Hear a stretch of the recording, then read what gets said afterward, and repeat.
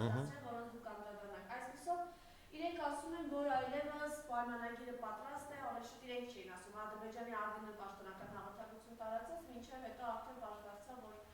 ամեն կետի հետ համաձայնել են այս մարդիկ, բայց Ալիևը ասում է ձեր նկատմամբ վստահությունը զրոյական է, ամեն ինչ պետք է ամրագրվի թղթով։ Մինսկի խմբի հրաժարումից, սահմանադրության հետ կապված փոփոխություններից ես կխնդրեմ այս մասով ձեր գնահատականը տակ։ Նաև նրանք, ովքեր ասում են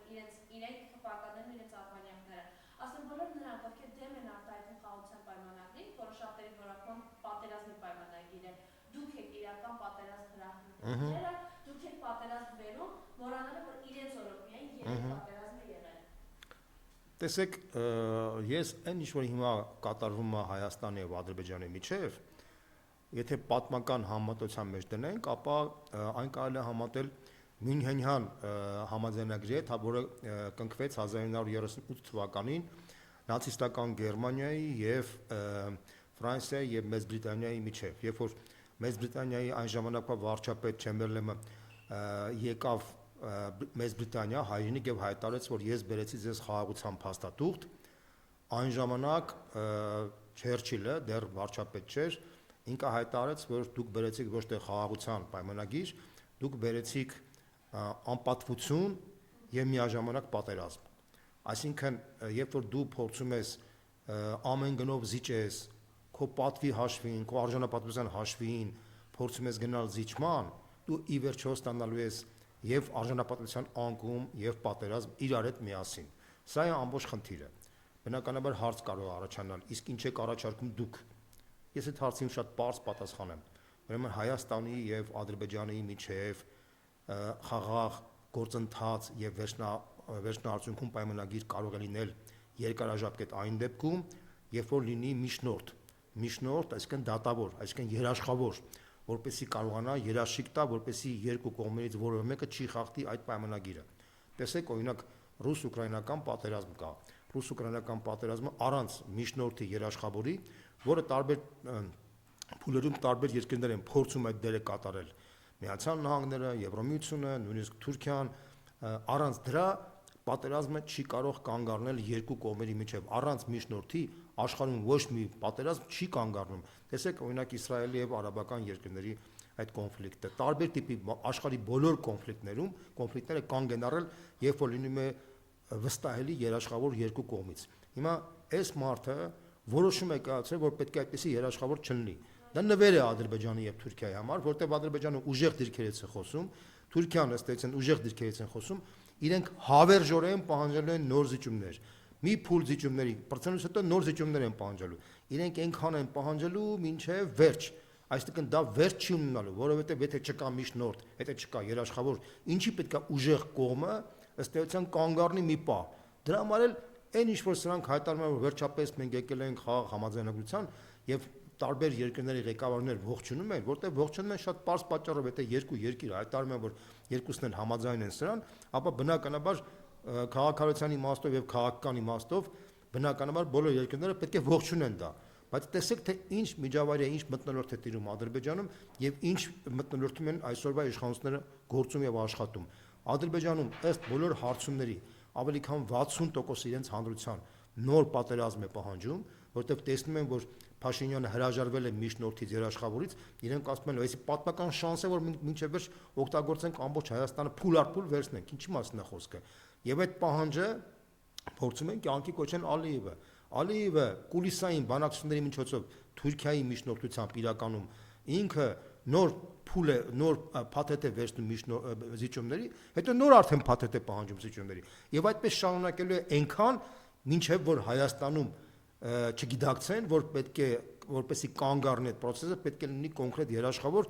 որը ասի ստոպ Ալիևին, բայց հաշվառելով այն հանգամանքը, որ այս իշխանությունը դա չի անելու, որտեղ իրեն շահավետ չէ անձնական պատճառով, որովհետև այս իշխանությունը խզել է, մնում է խզման Ռուսաստանի հետ իր հարաբերությունները,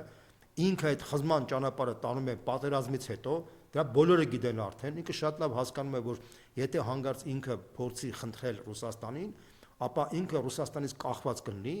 ինքը Ռուսաստանը ժամանակի ընթացքում ըստ էության իր հանդեպ դրական չի տրամադրված, ինքը կարող է կորցնել իշխանությունը։ Այսինքն իր իշխանության պահպանման համար ինքը հրաժարվել է այդ միջնորդի գաղափարից, երաշխավորի գաղափարից, որի արդյունքում Հայաստանը անընդհատ զիջումների է գնալու իր անձնական շահերի պատճառով։ Ես նորից եմ կրկնում, այստեղ ամեն ինչ այնքան պարզ է, դրա մասին բոլորը արդեն հասկացել են, եւ եվրոպացիները, եւ ռուսները, եւ ամերիկացիները, եւ թուրքերը, եւ Ադրբեջանը, մնում է հայ ժողովուրդը ի վերջո դա հասկանա, մարսի իր մեջ, որտեղ հայ ժողովրդին ցավոք սրտի մեր քաղաքական վերնախավը լավ չի բացատրում։ Այս խնդիրը փոխանակ նորմալ բացատրվի, ռազմահայինասիրական ինչ-որ բան, ինչ-որ երգեն են երգում, խոսում են, չգիտեմ, շատ բաների մասին, բայց առարկայական մակարդակի ոչ մեկ չի բացատրում, թե ինչն է պատճառը։ Պատճառը սա է, ուրիշ պատճառ չկա։ Դրա համար էլ այս մարդիկ հասարակության մի մասին, փաստացի կարողացել են համոզել, որ սա խաղաղության ճանապարհ է, ալտերնատիվա չկա, երկրորդ ալտերնատիվան, քանի որ չի գործում, մարդկանց մոտ թվում է, թե իսկապես ալտերնատիվա չկա։ Իրականում այդ ալտերնատիվան հետևյալն է. եթե մենք փոխենք այս քաղաքականությունը եւ մենք երաշխավոր լինի, վերադառնանք նոյեմբերի 9-ի համաձայնագրի, ես նույնպես եմ ասում, ժամերի, օրերի, շաբաթների ընթացքում ամենաուշը մենք վերջնականապես կհաստատենք խաղաղ մթնոլորտ, երաշխավորված խաղաղություն կունենանք եւ որից մնացած խնդիրները արդեն տեխնիկայի խնդիր կլինի եւ մարդիկ արդեն հանգիստ կապրեն եւ տնտեսությունը կարող է զարգանալ եւ ներդրումներ կարող են գալ առանց վախենալու, որ կարող է պատերազմ սկսի, սա է ամբողջ խնդիրը, բայց դրա համար պետք է այս իշխանությունը փոխել, որտեղ այս իշխանությունը, այս հատուկ նշեցի, ինքը օբյեկտիվ պատճառներով չի կարող գնալ այդ ճանապարհով։ Ինքը քան այս իշխանությունը կա, ամեն օր, ամեն ժամ, ամեն րոպե Հայաստանը կանգնած է լինելու նոր վտանգի, նոր պատերազմի առջև։ Սա է խնդիրը։ Տեսեք, ադրբեջանական մամուլը այս օրերին բացառապես տերոր է իրականացնում, անընդհատ խոսելով իբր Հայաստանի զինված ուժերը տարբեր ուղղություններով կրակ են բացել իրենց ուղղությամբ։ Սա պարզ է, չէ՞, որ հող է նախապատրաստվում ըստ էության նոր ռազմական հաստատություն։ Տեսեք, Ադրբեջանը այս քայլերով վախի մեջ է պահում Նիկոլ Փաշինյանի, որպեսզի նոր զիջումներ կորզի։ Ես վստահ եմ, որ կուլիսային այլ բանակցություններ են գնում այլ խնդիրների շուրջ, որի մասին հրապարակային չեն ասում ոչ Ադրբեջանում եւ ոչ Հայաստանում։ Հիմա Ադրբեջանը այս նոր պատերազմի հրարման process-ը տանում է, որպեսզի վախի մեջ պահի Փաշինյանին եւ որպեսզի այդ Փաշինյանը կուլիսային այլ բանակցությունների մեջ գնա զիջումների։ Օրինակ, Զանգեզուրի Միչանսկի հետ կապված, օրինակ տարբեր տիպի անկլավային խնդիրներ լուծելու արագացման համար։ Սա է ամբողջ խնդիրը, այստեղ շատ խելք պետք չէ սա ամեն ինչը հասկանալու համար։ Մենք այս ամեն ինչը արդեն 4-5 տարի է տեսնում ենք եւ արդեն նույնիսկ մանկապարտեզի երեխաներից մինչեւ, չգիտեմ, դպրոցականներից սկսած մինչեւ մեծ ահասակներ արդեն բոլորի համար հասկանալի է, որ այս մարդիկ ի վիճակի չեն կարող կանգնեցնել Ադրբեջանին, որովհետեւ Ադրբեջանը ուժեղ է այսօր, հայկական կողմը թույլ է, գումանած Թուրքիան է ակտիվ միջամտել այս ամեն ինչի մեջ, այս process-ը անվերջ դիցումների process է լինելու, մինչև որ Հայաստանում այս մարդիկ փոխվեն, կան նոր մարդիկ, այդ նոր մարդիկ վստահություն ունենան մեր ապանդական դաշնակիցների մոտ, դաշնակիցները մտեն խաղի մեջ, դառնան երաշխավոր եւ այս process-ը կանգնեցվի։ Այս խայտարակությունը, այս մղջավանձը կշարունակվի այնքան, ինչքան որ այս մարդիկ կմնան օբյեկտ ցավոք սրտի, սա է իրավիճակը։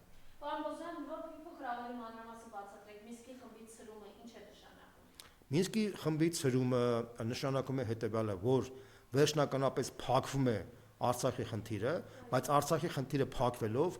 Ադրբեջանը բացելու է Հայաստանի խնդիրը։ Ուշադրություն դարձրեք այն հանգամանքի վրա, որ այս իշխանությունները նույնիսկ սրանք ստիպված խոստովանում են, որ իրենք չունեն երաշխիք, որ եթե Մինսկի խումբը համաձայն են, որ ցրեն, Ադրբեջանը չբացի նոր պատոհան, բայց ինքը անխուսափելի բացելու է։ Իսկ ինչի՞ չպետք է չբացի։ Հարց եմ տալիս ձեզ բոլորիդ։ Եթե դուք ուժեղ դիրքեր ունենայիք, հակառակորդ թույլ դիրքերի դուք կանգնեիք, իհարկե ոչ։ Դա շատ պարզ խնդիր է, դա շատ խելք պետք չի։ Շատ տեղեկություն ակադեմիական կրթություն պետք չի հասկանալու համար այս պարզ պրիմիտիվ բանը։ Պարզապես հերիք է հասկանալ ֆիզիկայի Նյուտոնի երկրորդ օրենքը, որը ասում է, որ մարմինը շարժվում է ուժի ճնշման արդյունքում, եւ քանի այդ մարմինը շարժվելու ուժը կա, բնականաբար հակաուժը չկա, ինքը միշտ ճնշելու է, որ մարմինը շարժվի։ Այսինքն պարզ մի խնդիր կա, Ադրբեջանը տեսնելով, որ այս մարդիկ հրաժարվել են երաշխավորի ինստիտուտից, իրենք այնքան են տանելու մինչև վերջ, մինչև ադրբեջանցիները վերադառնալու խնդիրը լուծեն, մինչև Զանգեզուրի խնդիրը լուծեն։ Հիմա այս բաները հրապարակային չեն քննարկվում, դա կուլիսային են քննարկվում, որովհետև հրապարակային որ քննարկեն պայթուն կլինի Հայաստանում, դրա համար այս խնդիրը կուլիսային process-ների մի կողմ։ Եթե սա միանշանակ եմ ասում, դրա համար էլ իրենք վախի մթնոլորտի մեջ են պահում, փորձում են պրովոկացիաներ անել, գցեն հայկական կողմի վրա, որպեսզի կարողանան վախի մեջ պահել այս իշխանությունը եւ միաժամանակ հասարակությանը վախի մեջ պահեն։ Սա է խնդիրը։ Այս իշխանությունը ստեցան վախերի մեջ է, շարունակում են իրենք վախերի մեջ մնալ եւ ամեն ինչը այսպես ներքին դսարանի վրա է, միայն կարողանում առույց կտրել, բայց նաեւ կուզեմ այս մասով գերիների հետ կապված է, հա, ձեր խոսքը ասեք, որ իրենք ոչինչ չեն անում մեռածմե Տեսեք, գերիների հետ կապված եւ ընդհանրապես վախի հետ կապված օբյեկտիվորեն այս մարդիկ չեն կարող ոչ մի բան անել, որովհետեւ իրենք վախի մեջ կմնան, որովհետեւ քանի որ իրանք չունեն հենարան, չկա հենարան, չկա աջակցող Հայաստանին, ինչպես որ կա Թուրքիան, Ադրբեջանն է աջակցում։ Քանի որ այդպեսի երկիր իրենք չունեն, օբյեկտիվորեն պետք է վախի մեջ մնան, եւ ճիշտ է որ վախի մեջ մնան։ Իրենք վախի մեջ մնալով փորձում են այդ վախը տարածել նաեւ հասարակության մեջ, որպես իրենց իշխանությունը պահեն։ Սա է ամբողջ խնդիրը։ Ինչ վերաբերում է գերիներին, ապա հարգելի ժողովուրդ, գերիների խնդիրը շատ դժվար խնդիր է լուծելու։ Դա կլուծվի միայն այն ժամանակ, երբ որ լինի երաշխավոր, երբ որ այդ երաշխավորը շահագրգռված լինի, որ խաղաղություն հաստատվի։ Խաղաղության հաստատման ժամանակ արդեն որպես այսպես ասած կետ ինքը կարող է ճնշել Ադրբեջանի վրա գերիների վերադարձի համար։ Մինչև այդ process-ը չլինի, գերիները մնալու են այնտեղ այնքան, մինչև որ այս խնդիրը չի լուծվելու։ Այս իշխանությունից հույս չունենաք, որ այս իշխանությունը կարողանա այդ բանին հասնել։ Սա շատ պարզ խնդիր է, բոլորի համար նույնպես եմ ասում, տեսանելի է։ Դա գիտեն արդեն ամերիկացիները, ռուսները, եվրոպացիները, ադրբեջանցիները, թուրքերը, մնում է հայ ժողովուրդը հասկանա այդ ամեն ինչի մասին, բայց հայ ժողովրդին բացատրող է պետք։ Մի ու կամ երկու հոգի չեն կարող բացատրել, որ մարդիկ հասկանան, պետք է մասսայական քարոզչական աշխատանք կատարվեր, ցավոք սրտի այդ աշխատանքը չկա, շատ ավելի ուրիշ աշխատանք կա, վերացական մեղադրանք կա, թուրք, հայ, բան եւ այլն, որի արդյունքում այդ աղմուկի մեջ հասարակության ռացիոնալ անալիզը որ չի լսում, արդյունքում հասարակությունը չի կարողանում կողմնորոշվի եւ դա իշահ է գալիս այս իշխանությունը եւ այս իշխանությունը հասարակության մի մասին վախի մեջ է պահում, ասում է եթե դուք ինձ չլսեք, կլինի պատերազմ։ Սա է խնդիրը։ Բայց իրական պատերազմը եւ ըստ էության հաստատի արդեն 3 պատերազմ վերած իշխանությունը։ Պարզ է, պարզ է։ Պարոն Բոզյան, քանից խոսել եք սոցիալական խնդիրների մասին եւ շարունակում եք տրանսպորտի թանկացման թեման մնալ սարդիական, 3 ինչ տեղի ունեցան քաղաքապետարանում։ Տեսեք, ուրեմն անցյալ տարվա աշնանը, դուք գիտեք, Մայր Հայաստանը ստորագրահավաք էր հավաքել, ավելի 17000 քաղաքացու ստորագրություններ հավաքել, որպեսզի այս տրանսպորտի թանկացման խնդիրը, արգելակող խնդիրը քննարկվեր քաղաքապետարանում։ Այսինքն Մայր Հայաստանը ուներ իր այլընտրանքային առաջարկը, որով առաջարկում էր, որ այդ առաջարկը քննարկվեր քաղաքապետարանում եւ քննարկման արդյունքում Մայր Հայաստանը հույսում էր, որ այդ քննարկումը հրապարակային բաց լիներ, մարդիկ էլ տեսնեին եւ այդ բաց քննարկման ժամանակ իշխանությունը վիճեր, ասեր, որ ես համաձայն չեմ ձեր առաջարկի հետ։ Այդ վիճելու արդյունքում մարդիկ տեսնեն եւ իրենց կարծիքը հայտնեն եւ վերջնական որոշում կայացվեր։ Բայց ինչ կատարվեց։ Իշխանությունը փաստացի ոչ մի փաստարկ չուներ, վախեցավ այդ բանավեճից, ինքը փախավ պարզապես, որպես այդ բանավեճը չլինի։ Ինչի մասին է խոսքը։ Իշխանությունը առաջարկել է մարդկանց տրանսպորտի թանկացումը 150 դրամ է սարքել մի ուղևորության համար եւ փաթեթներ առաջարկում, որը մենք բոլորս գիտենք։ Մենք ասում ենք, որ այդ փաթեթները, այդ 150 դրամը դա խաբեություն է, դա թանկ գին է։ Ինքնարժեքը 60-ից 65 դրամ է, ամենաշատը։ Մենք հաշվել ենք, այդ հաշվարկը ներկայացրել ենք մեր ժողովրդին։ Անդրում հաշվել ենք իրենց իսկ թվերի հիման վրա։ Իրենց թվերը մենք վերցրել ենք, իրենց թվերով հաշվել ենք եւ իրենք փոխանակ, եթե իրանք համոզված են իրենց ճշմարտության մեջ, կարող են գալ բանավեճային, քարուքան դանեին մեր հաշվարկները, ասեն, որ դուք սխալ եք հաշվարկել, բայց իրենք վախեցան, փախան այդ բանավեճից։ Ինչ ենք մենք առաջարկում։ Մենք առաջարկում ենք բարիս բունի մաստով։ Գրեթե չի տարբերում այն փաթեթը, այն գնային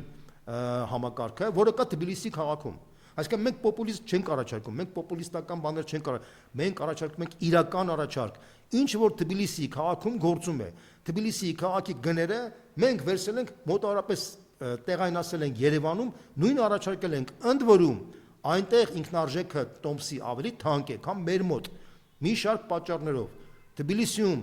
իր մակերեսը Թբիլիսի 3 անգամ, 3 անգամ ավելի մեծ է, քան Երևանի մակերեսը։ Երևանի օբյեկտիվ պատճառներով այնտեղ ավտոբուսների տրանսպորտի վառելիքի, այսպես ասած, քանակը ավելի շատ է ծախսվում, քան Երևանում, որտեղ եթե 3 անգամ մեծ է տրանսպորտ մակերեսը, 3 անգամ ավելի, մոտարապես 3 անգամի կարգի կարող է ավելի մեծ երկարությամբ տրանսպորտը աշխատի։ Եվ հաշվի առնելով այդ հանգամանքը, մենք նույնիսկ այդ պարագայում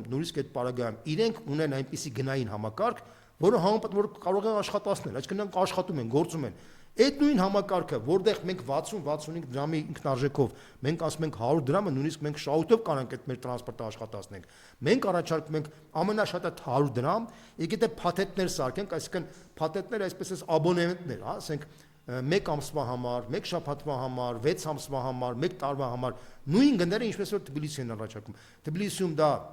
մոտարապես $100-ը 37,500 դրամ է, մեր մոտ 35,000 դրամ է մի տարվա համար։ Անգլիում անսպար, հա, այսինքն ցանկացած քանակի կարող ես բանանես։ Այդ առաջարկը ամենաթանկը, իրենց մոտ 70 դրամ է, 50 թեթրի է, մեր մոտ 100 դրամ է։ Այսինքն մենք մի քիչ ավելի թանկ ենք, քան իրենց մոտ, բայց մնացած բոլոր փաթեթները նույնն է։ Մենք այդ նույն բանը առաջարկում ենք, ասում ենք, որպեսզի մենք տրանսպորտային համակարգը անկանխիկ քարտային համակարգով, ոչ թե թղթեր տան, թղթեր բաժանեն մարդիկ թղթերի մեջ, չգիտեմ, խեղդեն, այլ հատուկ քարտեր, ինչ որ Թբիլիսիում է։ Իրենց մոտ մետրոմանի քարտեր կան, այդ մետրոմանի քարտերը մենք էլ կարանք մեր քարտային համակարգը տրանսպորտի համար ամբողջ ժողովրդին բաժանենք, այդ քարտերով մարդը կարող է պատահել լիցքավորել մի օրվա համար, 1.5 ժամվա համար, մի շաբաթվա համար, ամենաթանկը, եթե ինքը ոչ մի բան ինքը ուզում է ռազովի բանել, ինքը դնում է բանի վրա 100 դրամ պետք է նստի։ Սա է խնդիրը։ Այս մարդիկ ինչ են ուզում թանկ համակարգ սարքել, որպեսզի իրենք այդ թանկ համակարգում իրենց վայելքները կարողանան անել։ Տեսեք, անցյալ տարվա հետ կապված բանը կարմիր գծերի թանկացրեցին 13 անգամ կենտրոնում, Արաբկիրում 2 անգամ թանկացրեցին, դրեցին, որ մենք բյուջե ենք լցնում բան եւ պարզվեց, որ այդ բյուջեի մոտարապես 2 միլիարդ դրամ քաղաքապետարանը հավաքեց այդ թանկացումներից, ուղիղ 1 միլիարդը իրար մեջ բաժանեցին աշխատավարձներ, պարգևաճարներ, այս մարդիկ ուրիշ բան չգիտեն, այս մարդիկ եկել են իշխանության միայն մի նպատակով, փող աշխատելով։ Սա է խնդիրը, իրենք նախկին իշխանության դեմ պայքարում էին, նախկին իշխանության բոլոր վատ բարքերի մասին խոսում էին եւ արդարացի էին խոսում, որովհետեւ վատ բարքերը շատ վատն էին, բայց դա շահարկում էին, սպեկուլյացիա էին անում, որ գային իշխանության այդ նույն վատ բարքերը, որ նախկինում կար, պահպանեին եւ մի բան էլ շարունակեն եւ ինչ որ ընդ որում դա բացահայտ են շարունակում, եթե նախկինը փորձում էր թաքնված անել այդ ամեն ինչը, մի քիչ պահկվոցի էր խաղում ժողովրդի հետ, սրանք բացահայտ են անում, լկտիաբար են անում։ Այս մարդիկ արդեն չեն էլ թաքցնում, որ իրենց համար $20,000 տոմս առնելը դա պատահական մենք իմացանք, որ դա է, բայց իրենց համար դա $20,000 տոմս առնելը բնական վիճակ է։ Այս մարդկանց լկտի կյանքը բնական վիճակ է։ Դրա համար իրենց համար ամեն ինչ պետք է թանկ լինի, տրանսպորտը պետք է թանկ լինի, հարկերը պետք է բարձրացնեն, բիզնեսի հարկերը պետք է բարձրացնեն, բիզնեսի հանդեպ պետք է վախի մտնոլորտ պահեն, այսինքն այն հարկային տերորի խնդիրը, որ նախկինում կար, սրանք իբր թե ասել էին, որ մենք ուզում ենք վերացնել, վերականգնվելու է, ոչ մի տարբերություն չկա։ Ես նույնպես եմ կրկնում, այս մարդիկ նախկինից այլևս ոչինչով չեն տարբերվում վատ բարքերի իմաստով։ Պարզապես քանակն են ավելի մեծացրել, լկտիության աստիճանը, նագլության աստիճանը եւ իրենց փողերը ոչ թե դղյակների մեջ են պահում, այլ կրեդիտ քարտերի մեջ պահում են արտասահմանյան բանկերում ֆինանսական, որպեսզի չերևա ժողովրդի համար։ Սա է ամբողջ խնդիրը, ոչ մի ուրիշ տարբերություն չկա։ Եվ իրենց երեկվա փախուստը քաղաքապետարանից վկայում է այն բանի մասին, որ մենք Անդրանիկ Թևանյանը փաստորեն եկել էր, որպեսզի ներկայացներ այդ ծրագիրը, որտեղ ինքն էր այդ բանարը նախաձեռնել այդ ստորագրահավաքը 17,000 քաղաքացիների կողմից։ Իրենք փախան այդ բանավեճից։ Փախուստը նշանակում է, որ իրենք այլևս արգումենտ չունեն, իրենց իսկ հիմա վաղը մյուս օր ասեն, թե մենք չգիտեմ ինչ բան սպեկուլյացիա բան, դրանք արդեն զրո բաներ են։ Ես հիմա այսօր էլ եմ ասում, եթե իրենք պատրաստ են բանավեճի, Մայր Հայաստանը, Անդրանիկ Թևանյանը, Մայր Հայաստանի ցանկացած անդամ պատրաստ է իրենց հետ բանավիճել ցանկացած հարթակում, այդ թվում նաև հանրայինում, չգիտեմ, այլ հարթակներում այդ գների հետ կապված, որտեղ մենք գիտենք, որ մենք ճիշտ ենք, իրենք գիտեն, որ իրենք սխալ են, սուտ են խոսում եւ իրանք վախենում են այդ բանավեճից։ Այս սա է խնդիրը։ Եվ Գյումրիում քարոզարշավ մեկնարկել է, հիմա խնդրեմ ներկայացնեք իրավիճակը Գյումրիում ինչպիսին է, ոնց է ընթանում քարոզարշավը, ինչ է կարողացրել այս օրերին։ Տեսեք, Գյումրիում մոտավորապես այն քարոզարշավն է, որը կար Երևանում։ Շատ չնչին տարբերությամբ տեղական սպეციფიკայով։ Երևանում ասում են, չէ, գալիս էր Ավենյանը ասում էր, ասենք կանեմ կարգախոսով էր խոսում, նույնիսկ կարգախոսով, ասենք կանեմ, չէ։ Հիմա այնտեղ մոտավորապես իրենց տեխնացուն այդ տրամաբանությամբ էլ գործում է։ Գնում է քաղաքացիներին ասում է, հա, խնդրեմ ունես լուծեմ։ Դա ընտրակաշարքի նման բան է, կուլտուրական ընտրակաշարք կարելի ասել։ Ինքը ունի վարչական ռեսուրս, ինքը ունի ֆինանսական ռեսուրս իր կողքն է, ինքը ում որ տեսնում է, փաստացի 7 տարվա մեջ ոչ մի շենք չեն կառուցել, ոչ մի տուն չեն կառուցել, ոչ մի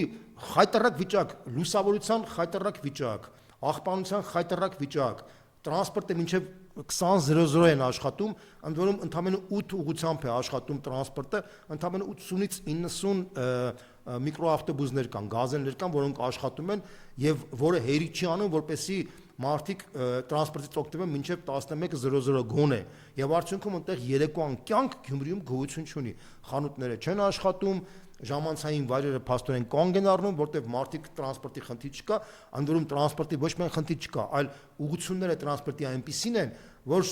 մարդկանց տները հեռու են տրանսպորտից եւ որ լուսավորությունը չկա, պլյուս շների խնդիր։ Ի տարբերություն Երևանի, այնտեղ մասսական կա շների խնդիր, որոնք փաստոցին վտանգավոր են, այսինքն ըստ էության վայրի վիճակի մեջ այդ իրականությունը եւ ստացվել այնպես որ մարդը փաստորեն տրանսպորտ չունի, պետք է ոդկով հասնի իր տուն, լուսավորության բացակայության պայմանում ինքը պետք է կռիվը մտնի շների հետ եւ ինչպես դուրս կգա այդ կռիվից արդեն Աստված գիտի եւ այդ խնդրեմը առաջնային է դարձել Գյումրիում, որը խայտարակություն է եւ ամոթ է, որ Հայաստանի երկրորդ քաղաքում փաստացի այդպիսի իրավիճակ է։ Մենք խոսում ենք, որ հրճակում ենք, մենք պետք է Գյումրին լինի Հայաստանի մշակութային մայրաքաղաքը, բայց ինչ մշակութային մայրաքաղաք։ Գյումրին Հայաստանի աղքատության մայրաքաղաքն է։ Աղքատության բառից բուն իմաստով։ Բոլոր պարամետրներով այնտեղ աշխատավարձն ավելի ցածր է, քան Երևանում։ Աշխատանք չկա, աշխատանքի խնդրեմ կա, մարդիկ աշխատանք չունեն, պլյուս դրան գումարած այս սոցիալական ծանր խնդիրները։ Եվ այս պայմաններում այս մարդիկ 7 տարվա մեջ ոչ մի բան չեն արել, մատը մատին չեն դրել, լկտիաբար գնացել են, որպեսի քվեն ստանան, նորից հիշում են նախկին վատ բարքերը, որպեսի մարդիկ այդ նախկին վատ բարքերը հիշելով, իրենք այդ նախկինների հիշելով կան իրենց քվեարկեն։ Գիտեք, ես մի բան կարող եմ ասեմ, այս իշխանությունը ապրում է եւ գործում է եւ գոյատում է բացառապես նախկինի պատճառով։ Եթե նախկինը չլիներ, այս իշխանությունը ասենց ասեմ, շատ կարճ ժամանակում չէր լինի, որտեղ այս իշխանությունը իրենց 0 բանը ներկայացնում է, չունի ոչ մի արժեք, ոչ մի գաղափար, ոչ մի պրոյեկտ, ոչ մի նախագիծ։ Իդեպ ասեմ, որ գյումրեցիները շատ լավ հասկանում են, որ այս մարդիկ փուջ են, ոչինչ չունեն եւ ըստ էության իսկապես պատրաստ են այս մարդկանց մերժելու։ Այնտեղ կա 9 քաղաքական ուժ, որից եթե հանենք քաղաքացիական պայմանագիր, մնացածը մեծ հաշվով ալտերնատիվ ծրագրերով են հանդես գալիս։ Ես կոնկրետ ներկայացնում եմ Մայր Հայաստանը, Մայր Հայաստանի բանի կազմը այնտեղ ղեկավարում է Կարեն Սիմոնյանը, Կարեն Սիմոնյանը գործարար է, իդեպ ասեմ, որ Մայր Հայաստանի թիմը բավականին լավ թիմ է, այնտեղ կան եւ գործարարներ, եւ բժիշկներ, եւ դասախոսներ, եւ քաղաքական մեկնաբաններ, եւ տնտեսագետներ, այսինքն ամբից մարդիկ են, որի վրա ոչ մի կեղծ չկա, բնականաբար իշխանությունը չի կարող որևէ մեկի վրա բան գտնել, եւ մենք ունենք շատ լավ ծրագիր, ընդ որում կներեք, բայց դա էլ պետք է ասեմ առանց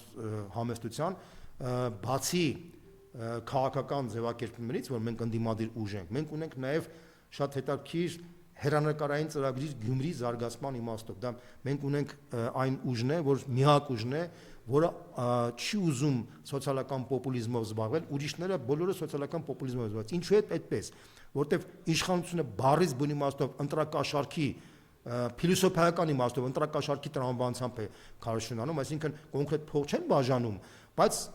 գնում են ասում են, ես քո տունը կլուծեմ, ես կլուծեմ, այս ասեք կանենք տարբերակով։ Ինչ որ քաղաքացի են բռնում, ասում են դու ինչ որ խնդրեմ չունես, կլուծենք, այսինքն սաղին ում տեսնում են, անես տպավորություն կա, որ իրանք բոլոր խնդիրները հիմա պատրաստ են լուծեն, 7 տարի չէին լուծել, հիմա են պատրաստ լուծել։ Անի թաղամասում լուսավորություն են սարքել, թմկարում են, որ հեսա մենք լուսավորությունը սաղ Գյումրի կանենք, որը 7 տարվա մեջ ոչինչ չեն արել, ոչ մի բան չեն արել։ Հասկանում եք, սա է խնդիրը։ Եվ հաշվենալով այդ հանգամանքը մնացածն էլ որպեսի կարողանան մարդկանց գրավեն, նրանք էլ են փորձում սոցիալական պոպուլիզմով զբաղվել։ Ես նույնիսկ եմ գրում միակ քաղաքական ուժը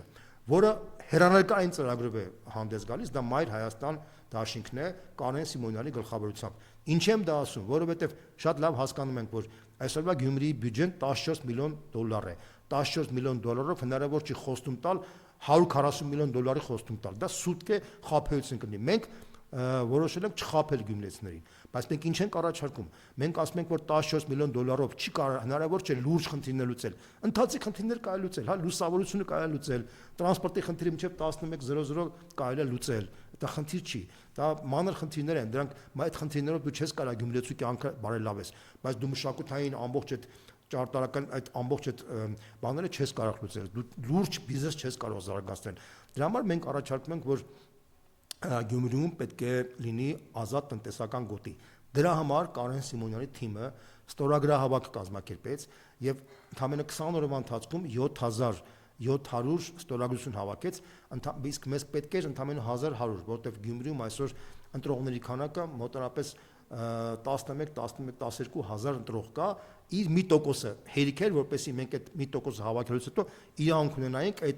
այդ ստորագրաբակի հիման վրա դա ներկայացնենք ապագա ավականի, քաղաքային ավականի, որպեսզի ավականին որոշում կայացներ, պահանջով դիմեր կառավարությանը, որտեղ դա ավականու մակարդակով լուծելու խնդիր չի, դա պետք է կառավարության մակարդակով լուծվի այդ խնդիրը։ Կառավարությունը պետք է որոշի, թե ազատ տնտեսական գոտի ինքը թույլ է տալիս Գյումրին, թե չլինի։ Բայց հաշվի առնելով հանգամանքով մենք լուրջ ուսումնասիրել ենք այս խնդիրը, դրսից գործարաններ հետ բանակցել ենք, այդ մարդիկ պատրաստ են, եթե ազատ տնտեսական գոտի լինի այն պայմաններով, որ մենք ենք առաջարկում, այդ ընդորում առաջարկություններ մենք իրancs հետ քննարկել ենք իրար հետ միասին եւ իրանք ասել են, որ մենք պատրաստ ենք, մենք արդեն նույնիսկ գործարանների որոշակի քանակ ունենք, որոնք պատրաստ են այդ պայմանի պարագայում լուրջ ներդրումներ անել։ Մենք հաշվել ենք, որ արդեն մոտակա 1, 2, 3, մաքսիմում 4 տարվա ընթացքում մինչև 500 միլիոն դոլար կարող ենք ներդրում բերենք Գյումրի, եւ որի արդյունքում 15000 նոր աշխատատեղեր կարելի է ստեղծել։ Ընդ որում Գյումրի քաղաքի մոտավորապես 300 հեկտարի կողք այդ ազատ տնտեսական գոտին պետք է լինի, իսկ Գյումրի քաղաքը պետք է հռչակվի ազատ քաղաք։ Ինչ է նշանակում ազատ քաղաք, որ Գյումրիում այդ պայից հետո 25 տարվա ընթացքում Գյումրիում բոլոր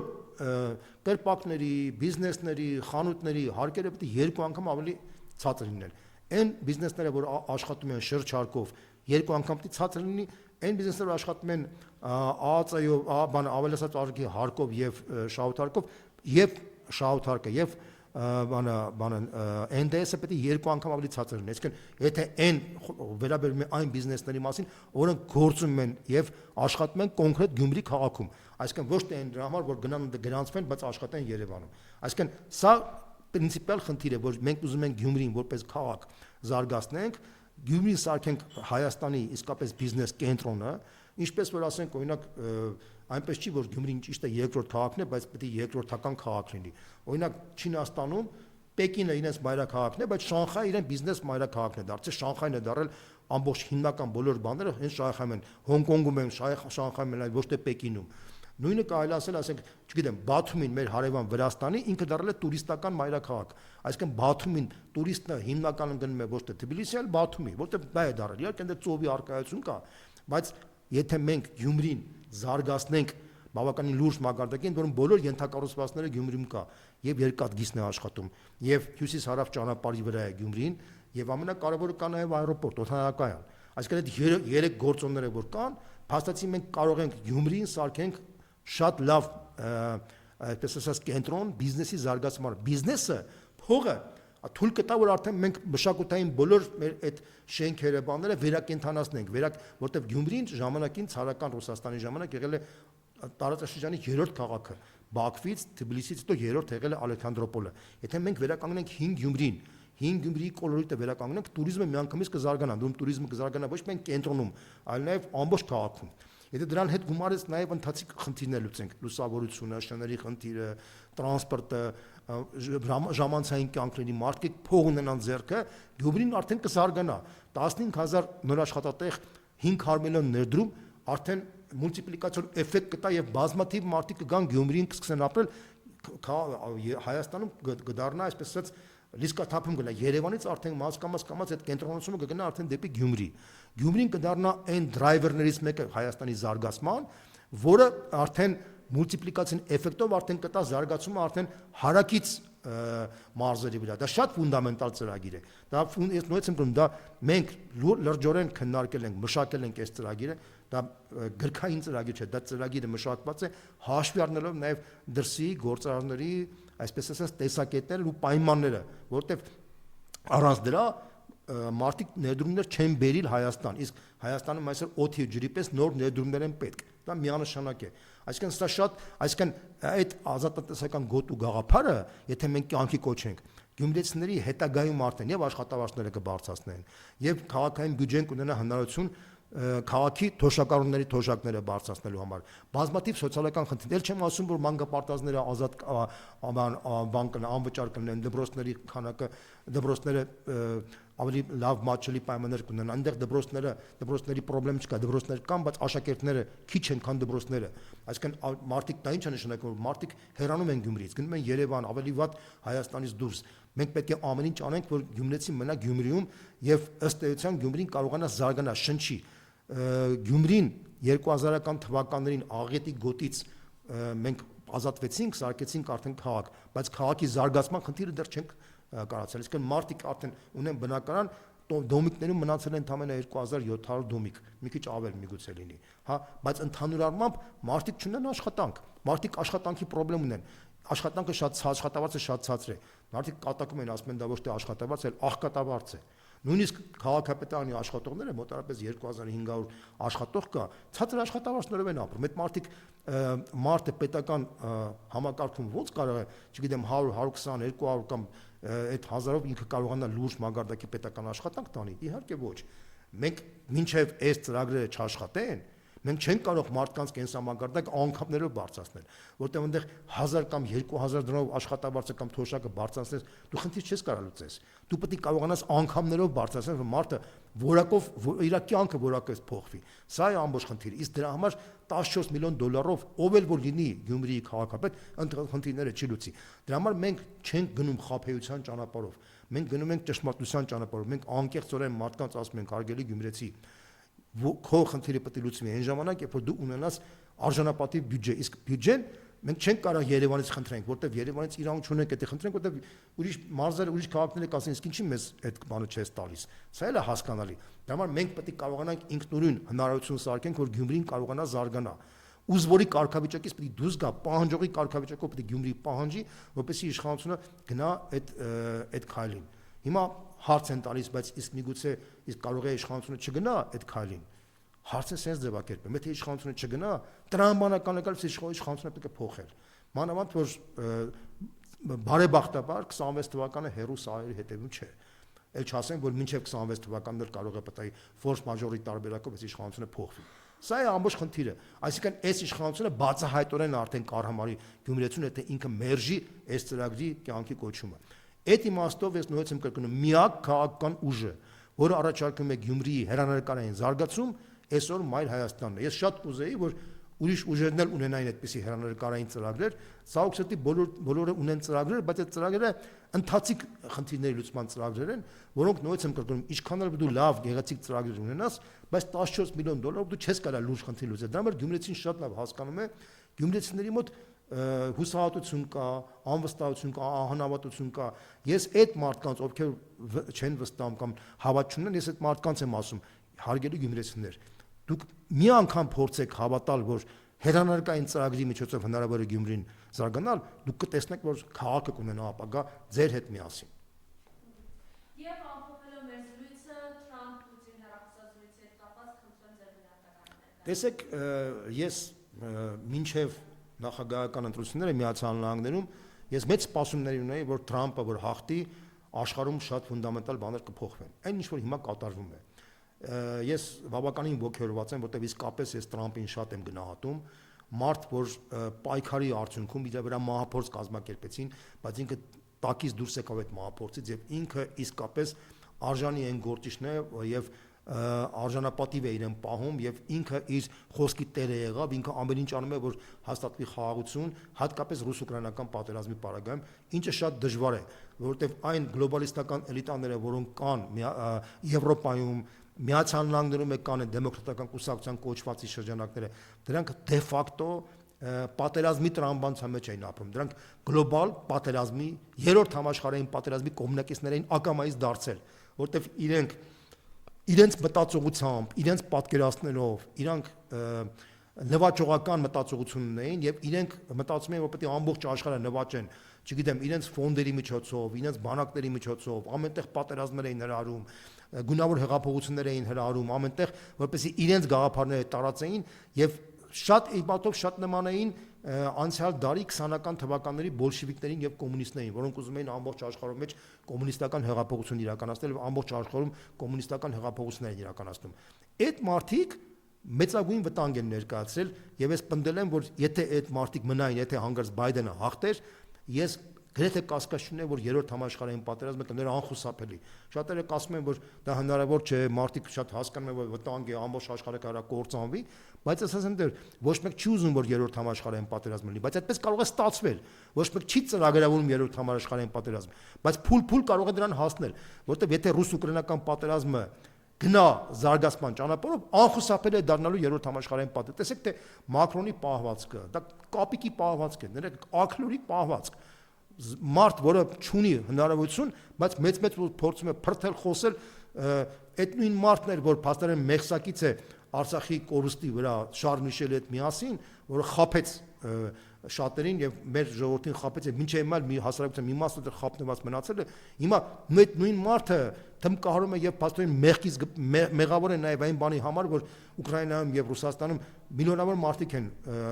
սպանվել եւ վիրավորել են։ Ու նույն ուկրաինացիների պարագայում նույնպես եմ ասում, մինչեւ 1 միլիոն է արդեն հասնել սպանվածների քանակը։ Ես կարծում եմ, ռուսների կողմից էլ պակաս չի լինի, որտեղ պատերազմը դա հնարավոր չէ կանխագուշակել, թե զոհերի քանակը որ կողմից ավելի շատ կամ քիչ։ Սա ողբերգություն է, այդ ողբերգությունը պետք է կանգնեցնել։ Եվ ի պատիվ Տրամպի ինքը ի տեր եղավ իր խոստումի եւ ինքը փորձում է ամեն ինչ անել, որպեսզի կանգնեցնել։ Դա եւս մեկ անգամ ցույց է տալիս, որ պատերազմը եւ կոնֆլիկտը առանց միջնորդի հնարավոր չէ կանգնեցնել։ Տեսեք, հիմա ուկրաինացիներն ասում են, մենք պահանջում ենք երաշխավոր։ Առանց երաշխավորել հնարավոր չի կանգնեցնել։ Դա էլ է հասկանալ, դա էլ է խնդրեմ։ Այսինքն դա բավականին պատերազմը կանգնեցնելը շատ դժվար խնդիր է։ Եթե մարդկանց թվում է դա հեշտ է, դա մարդիկ չարաչար սխալվում են։ Հիմա Տրամպն եւ Պուտինը փորձում են մաքսիմալ այդ խնդիրը լուծեն, որտեվ դա ի վերջո աշխարհի փրկության հետ է կապված, որտեվ նույնպես են փրկում։ Եթե սա չկանգնեցվի, անխուսափելի է լինելու երրորդ համաշխարհային պատերազմը։ Միացյալ Նահանգները Տրամպը գիտակցելով դա փորձում է մաքսիմալ խնդիրը փորձում է լուծել։ Հիմա ինչ ուղիով կգնա, հնարավոր կլինի թե չի լինի, շատ դժվար է ասել, շատ դժվար, որովհետև ուկրաինացիներին եւ Զելենսկին աջակցում է Եվրոպայի գլոբալիստական էլիտան, իրենք էլ աջակցում են իրենց շահերից ելնելով, որտեղ Տրամպի հեղափոխությունը սպառնում է իրենց երկրներում։ Ֆրանսիայում սպառնում է, որ Լեպենը կարող է գա իշխանության, Գերմանիայում սպառնում է, որ Գերմանիայի այլընտրանք կուսակցությունը գա իշխանության։ Այդ մարդիկ էլ կարող է կորցնել, իսկ եթե հանգած այնտեղ իշխանությունը փոխվի, այնտեղ գալու են հարց են տալու։ Դուք մեր էկոնոմիկան քանդեցիք, դուք մեր էկոնոմիկան փլուզեցիք, ռուսական գազից հրաժարվեցիք, հիմա երկիրը ռեցեսիայի մեջ է հայտնվեց։ Դուք պատի պատասխան տակ դրա համար։ Այդ պատասխանությունից խուսափելու համար դրանք ամեն ինչ անում են, որպեսզի իրենց աթոռները պահեն։ Ոնց պահեն։ Պատերազմը շարունակելով։ Դրա համար իրենք խրախուսում են Զելենսկիին, որպեսզի Զելենսկին կանգ չառնի, շարունակի այդ պատերազմը։ Իրենք գլոբալ պատերազմի կողմնակիցներ են։ Եվ ընդհանրապես բոլոր այն մարդիկ, որոնք շահկապած են այդ մարդկանց հետ, անուղակի կամ ուղակի պատերազմի կողմնակիցներ են։ Լինեն դա Վրաստանում, թե Հայաստանում, թե Մոլդովայում, թե Ռումինիայում, տեսեք Ռումինիայում ինչ կատարվեց։ Ռումինիայում իրենց հակառակորդը, որը ըստ էության ամենամեծ վարկանիշումներ թույլ չտվեցին, որ ինքը մասնակցի գալիք նախագահական ընտրություններում սահմանադրական դատարանի միջոցով կանխեցին դա, եւ դա կոչվում է դեմոկրատիա, այսինքն այդ լիբերալների դեմոկրատիան ինքը շղարշ է, որը ըստ էության իրենք նացիստական Գերմանիայից տարբերում միայն ձևով, իրանք բնույթը, իրանք բովանդակությունը, նացիստական Գերմանիայում ասում են, թե գերմանական ռասան ամենաբարձրն է, իրենց բորելը ասում է, որ Եվրոպան մի հատ բանա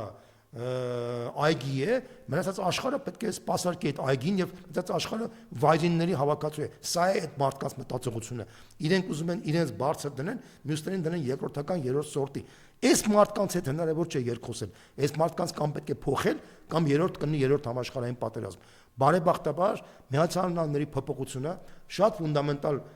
փոփոխություն է բերել եւ ես համոզված եմ եւ ամենապես ցանկություն ունեմ եւ հույս ունեմ, որ Տրամպի, Պուտինի համատեղ ջանքերի միջոցով հնարավոր կլինի ուկրաինական պատերազմը կանգնեցնել։ Եթե ուկրաինական պատերազմը կանգնի, ապա դա, այսպես ասած,